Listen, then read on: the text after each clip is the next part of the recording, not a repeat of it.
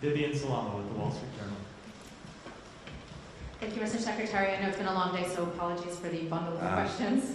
Hamas is believed to have released the vast number of women and children that were in its captivity. So what assurances, if any, do you have that Hamas might be open to releasing male hostages? And on the flip side of that, is Israel prepared to agree to the conditions set out by Hamas on that? Separately, President Biden has signaled that that the U.S. is prepared to issue visa bans on what he described as extremist Israeli settlers. What is the status of that?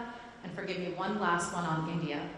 Federal prosecutors on Wednesday charged an Indian national in a murder-for-hire scheme targeting a Sikh separatist and activist in New York who's a U.S. citizen. According to the indictment, the assassination plot was organized by an Indian government official. The U.S.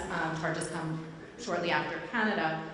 Canada's Prime Minister said that the Indian government participated in extrajudicial killing of a Canadian citizen on Canadian soil. Are you concerned that India is turning to tactics that violate international human rights law to silence its critics around the world? Thank you. Thanks, Vivian. Three, not bad. But yes, nice and concise. So, on the release of more hostages, look, I can't speak to Hamas's views or its intentions. I can tell you that for the United States, for Israel, for other countries who have their citizens being held captive by Hamas, clearly we want to see this process continue, move forward.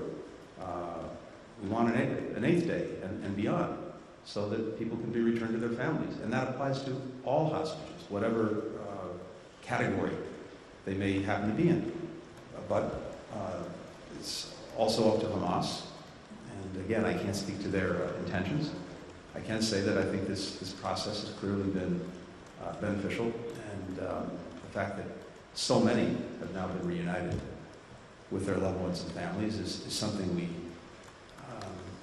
I think, take joy in, but a lot of unfinished business, and we're determined to finish it when it comes to bringing the hostages home.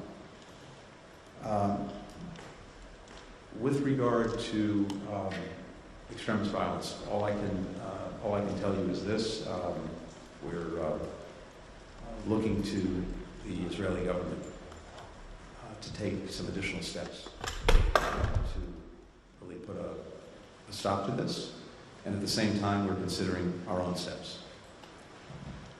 Finally, with regard to India, first, this is an ongoing legal matter, so you'll understand I can't comment on it in detail. I can say that this is something we take very seriously. A number of us have raised this directly with the Indian government in past weeks.